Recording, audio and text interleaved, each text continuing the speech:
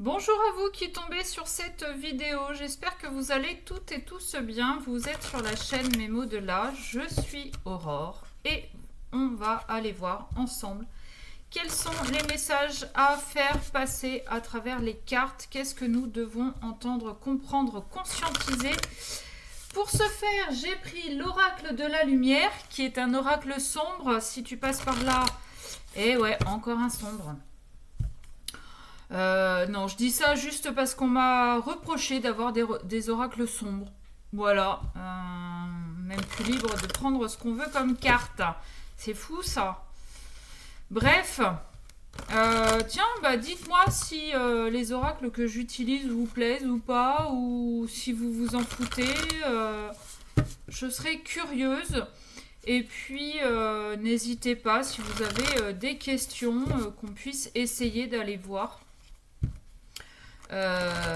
Qu'on puisse essayer d'aller voir en vidéo publique, hein, donc gratuit. Voilà, au cas où. Allez, on y va. Blabla habituel, vous le connaissez maintenant. Hein. Alors, la méditation et l'instant présent. C'est marrant parce que on nous parle de méditation et on a cette jeune femme là, cette femme en position du lotus, donc celle que on pourrait attribuer à de la méditation. C'est assez drôle. En effet, pendant que vous êtes en méditation et vous n'avez pas forcément besoin de vous mettre dans cette position, vous pouvez très bien être en train de faire votre vaisselle et méditer. Méditer, pour moi, c'est le fait d'occulter tout ce qui peut être pensée parasite et c'est un moment où vous revenez à vous-même, où vous faites de l'introspection, vous allez voir à l'intérieur de vous ce qui se passe et vous écoutez cette petite voix intérieure. C'est pour ça que je vous dis, il n'y a pas besoin d'être en position du lotus pour accueillir. Vous pouvez être en train de faire votre vaisselle, en train de conduire, bon, ce qui peut être un peu dangereux parce que du coup on n'est pas concentré sur la route. Mais voyez, il y a des moments où on peut être en train de marcher dans la nature et faire les choses en conscience aussi, c'est méditer. Parce que marcher en conscience, c'est prendre conscience justement du déroulé du pied, des ressentis, et donc on fait preuve aussi d'introspection. Et donc là, ce qu'on vous invite à faire, c'est vraiment occulter toutes les pensées parasites, tout ce qui peut vous vampiriser, vous assombrir, et vivez l'instant présent. Arrêtez de vous poser trop de questions. Ok. Bon. Allez, qu'est-ce qu'on a? Ah. La gratitude. Ok. Soyez dans la gratitude, justement, du moment présent, de ce que vous vivez. Alors, oui, des fois, on est en train de vivre des trucs très dégueulasses, très lourds, très... qui nous font pas plaisir, hein, qui nous font mal. La gratitude, on ne la conçoit qu'après, parce qu'en fait, ce qu'on est en train de vivre à ce moment-là, c'est pour nous aider à nous élever, à avoir des compréhensions, à avancer et à ne pas répéter les mêmes erreurs. Alors oui, sur l'instant, ça fait mal. Mais moi, je vous invite vraiment à ressentir et à vous écouter, à écouter ce qui se passe en fait dans votre corps au moment où vous traversez cette tempête.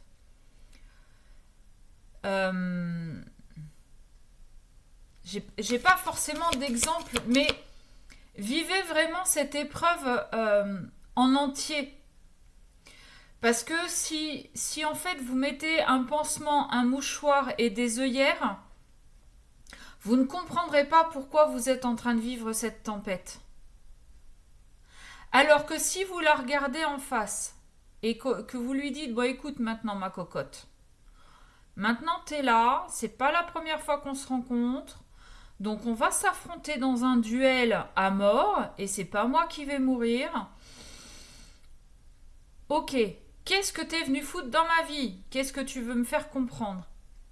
Ça prendra du temps, plus ou moins long, ça prendra du temps. Pour certains, on a besoin d'être aidé et c'est très bien aussi. Parce qu'on n'est pas toujours objectif quand on fait ça tout seul. Mais soyez quand même dans la gratitude que cette tempête soit là. Ok. La foi. Et le guide. La foi et le guide. Waouh! Ayez foi en votre guide. Ayez foi en l'univers. Ce que vous traversez là aujourd'hui n'est pas vain, n'est pas inutile. Si vous traversez ça, c'est que c'est le moment de le traverser. Et si ça vous fait plus mal que d'habitude, c'est parce que vous êtes prêt ou prête à passer de l'autre côté de la tempête. Vous n'êtes pas fait pour rester dans l'œil du cyclone. Et si c'est pas la première fois que vous le traversez, c'est parce que ça vous a pas encore assez fait mal les premières fois. Mais soyez donc dans la gratitude de vivre cette tempête, ayez foi en vos capacités de la traverser et laissez-vous guider. Vous verrez que même dans une tempête, on reçoit les messages, on reçoit les signes pour savoir où on va, ce qu'on a à comprendre pendant cette tempête et pourquoi. Alors je vous le dis, c'est pas... Sur le moment, je comprendrais que vous me disiez ferme ta gueule, connasse, quoi. Je comprendrais complètement. J'ai le succès et la communication. Peut-être que vous devez déjà communiquer avec votre tempête intérieure et communiquer avec vous aussi. Vous allez y arriver, je vous le dis, Alors j'ai mis l'ordinateur un peu plus en hauteur et c'est peut-être pas une bonne idée. Alors attendez, on va essayer un truc. Si je fais ça... Ouais, bon. On a le succès et on a la communication. Donc, communiquez avec vous-même, communiquez avec vos guides, avec l'univers, avec ce en quoi vous croyez. Et vous allez voir qu'en fait... vous allez y arriver, vraiment, vous allez réussir à dépasser cette tempête. Et c'est là que vous allez pouvoir être dans la gratitude après, parce que vous aurez compris pourquoi cette tempête. Et vous pourrez être dans la gratitude de vous-même, j'ai réussi à la traverser, j'ai réussi à avoir les bonnes compréhensions.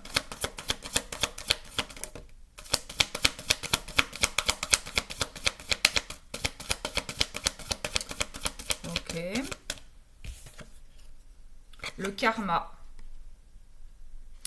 En fait, là, vous êtes en train de clôturer un cycle. Vous êtes en train de clôturer un cycle, pardon. Vous êtes en train vraiment de comprendre les leçons que vous deviez comprendre. Le karma, il n'est pas forcément négatif. Oui, on a l'impression qu'il est négatif parce que là, on est en train de prendre une tempête dans la tronche, pardon.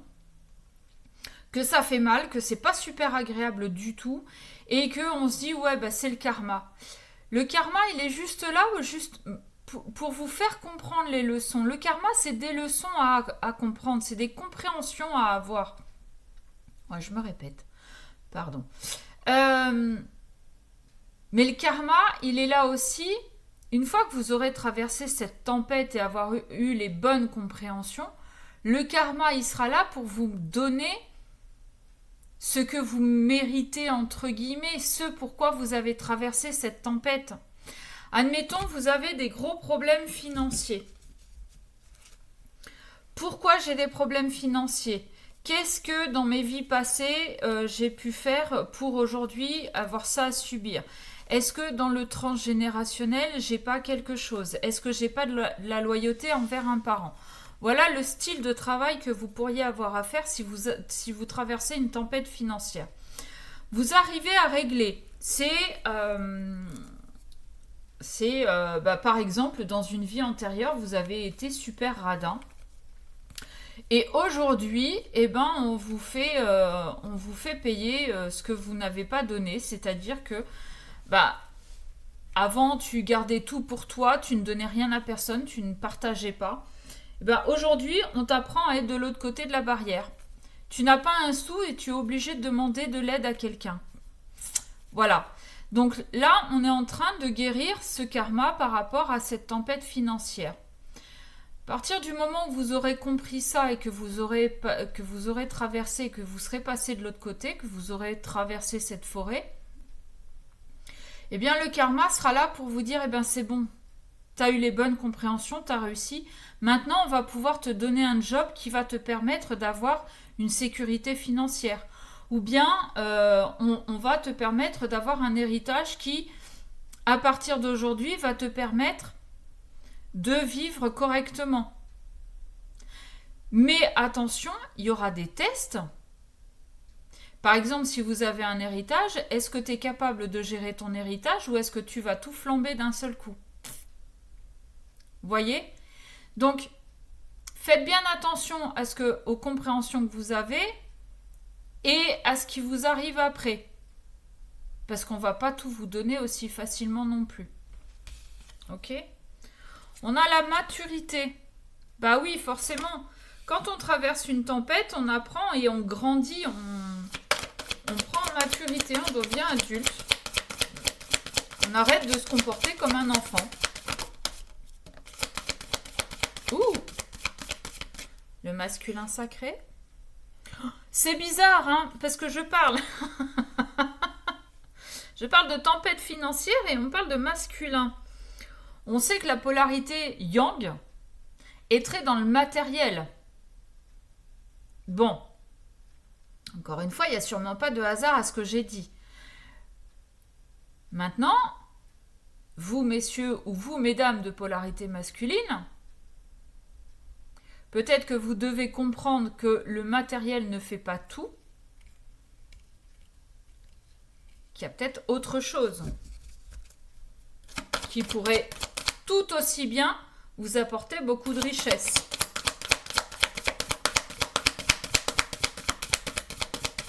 Ok. Qu'est-ce qu'on a d'autre, s'il vous plaît ?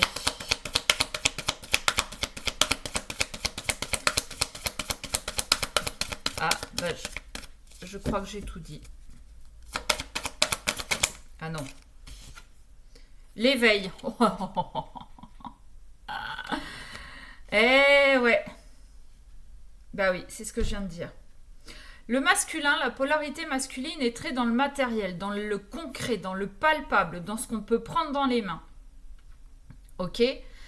Le fait de comprendre que ça ne fait pas tout, que ça ne fait pas le bonheur d'avoir une belle maison, une belle voiture, d'avoir un compte en banque qui dégueule de thunes, Une fois que le masculin aura compris ça, et qu'il y a peut-être aussi le côté émotionnel à écouter, et les émotions, on ne peut pas les attraper, on ne peut pas les palper, c'est quelque chose qu'on ressent.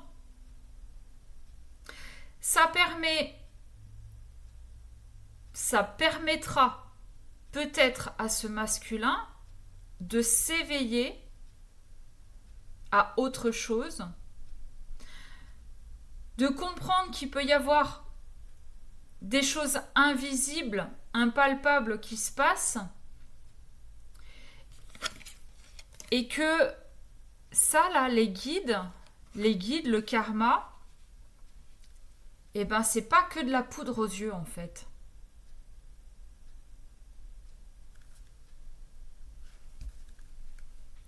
En d'autres decks, j'ai la connaissance de soi. Ce qu'est en train de vivre ce masculin sacré,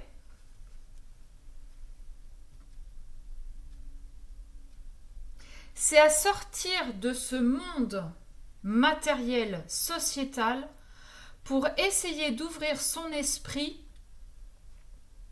à l'invisible, à plus grand que soi, et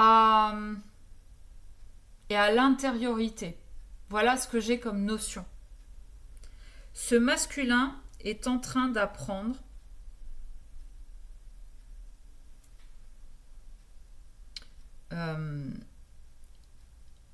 comment dire,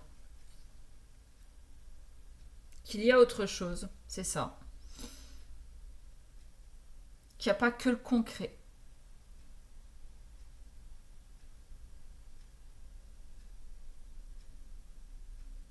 Il est peut-être aussi en train de comprendre que s'il est en train de traverser une tempête émotionnelle, financière, le lapsus est complètement révélateur. Si ce masculin est en train de traverser une tempête financière, il va peut-être aussi comprendre que ça touche à ses émotions, que ça va réveiller des émotions. Et là, il va se dire, ah ouais, merde. Que je sois en train de perdre de l'argent ou que je sois à la limite à la rue, ça fait des choses en moi et ça va aller plus loin que ce que je suis en train de régler de mon karma.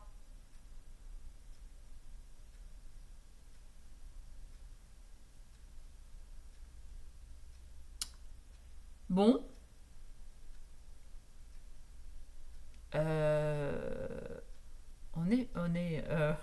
On est pas mal.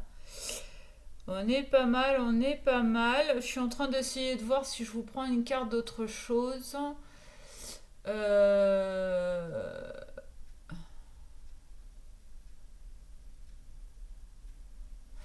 Ouais. Je vais vous prendre une carte de tarot, mais juste une. Pour voir. Pour voir. Je sais pas pourquoi. Mais j'ai envie de prendre une carte. Voire deux. Bon, d'accord. Alors, je suis très loin de connaître les significations. Je m'y mets, hein, des cartes du tarot. Mais c'est tellement complexe et tellement...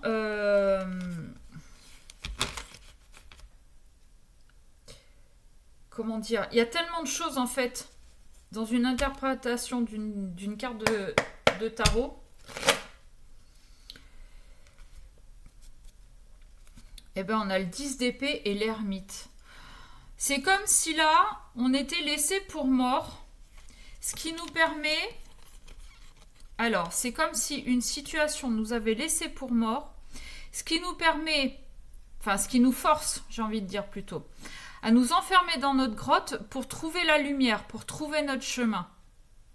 Là, on s'est tellement pris d'épée dans le dos, de coups de poignard, de trahison, qu'on préfère s'enfermer pendant un temps et chercher sa propre lumière. Oui, bon, en même temps, c'est un peu ce que je vous ai dit, je crois. Je crois. Et à la coupe, on avait cette histoire de méditation et d'instant présent. La carte de l'ermite, c'est un peu ce que c'est en train de nous dire. Hein. Enferme-toi dans ta grotte, donc dans ton intériorité, pour écouter ce qui se passe et trouver ta lumière. Qu'est-ce qui se passe à l'instant T où tu t'enfermes? Qu'est-ce que tu ressens dans ton corps? Qu'est-ce que tu ressens dans ta tête? C'est ça qu'on doit se poser comme question. Là, aujourd'hui, de toute façon, on ne peut pas tomber plus bas que terre. 10 d'épée, il n'y a pas... Enfin, après, il y a tous les personnages, mais on ne peut pas tomber plus bas que terre. Là, c'est bon, on a chuté de 50 étages, on est rétamé, cassé de partout. Donc, la seule chose à faire, c'est de trouver du repos, de s'enfermer et de chercher sa lumière. Voilà. Bon, écoutez, j'espère que ça vous aura parlé. Si vous voulez aller voir plus loin dans vos énergies, eh bien, je vous invite à m'envoyer un mail à memodelà@gmail.com. Sur ce, je vous fais des bisous et je vous dis à très vite.